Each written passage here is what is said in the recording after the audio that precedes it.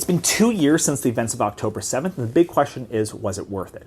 I don't mean was it legally, morally, ethically right or wrong. My question is actually a very neutral analysis, is what happened on October 7th 2 years ago, did that advance Palestinian liberation? And my answer to that is actually, yes, it did, and I'm going to explain why. So the first thing is, this might sound surprising because of course we know what's going on in Gaza right now. There's a genocide. Anywhere from 60,000 to 500,000 people in Gaza have been killed, and the rest don't even have access to medical supplies or clean drinking water. But we also need to remember what things were like right before October 7th.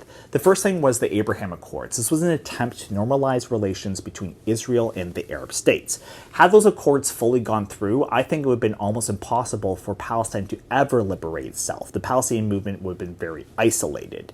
And sure, what's going on right now in Gaza is absolutely horrible, but what we have seen pretty much would have been the same thing just over a much longer time period.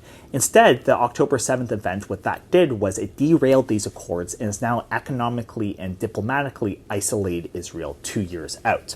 The second thing we also need to remember is that before October 7th, Israeli society was very divided against itself. For instance, we all remember there was these huge protests against Benjamin Netanyahu's judicial reforms.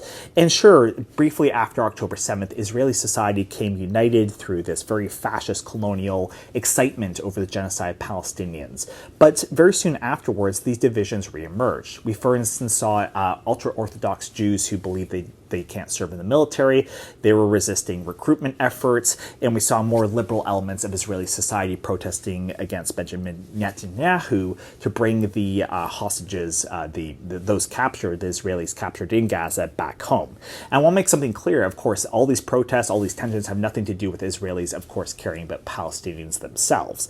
But what it does mean is that the society is very divided, and the violence that Israel exerts on Palestine is bound to come back and turn in on itself.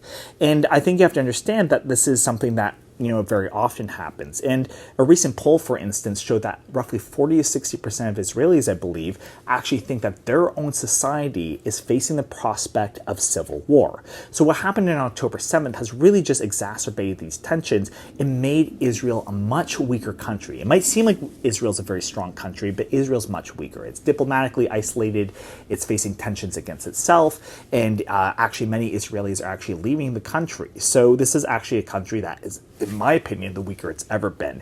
And that is something that is surely going to advance the Palestinian liberation movement. So despite what's going on and how bad it is, I think we should keep that optimistic perspective and that kind of analysis. Thank you so much. I hope you enjoyed this video. Please leave your comments and let me know your thoughts. Thanks.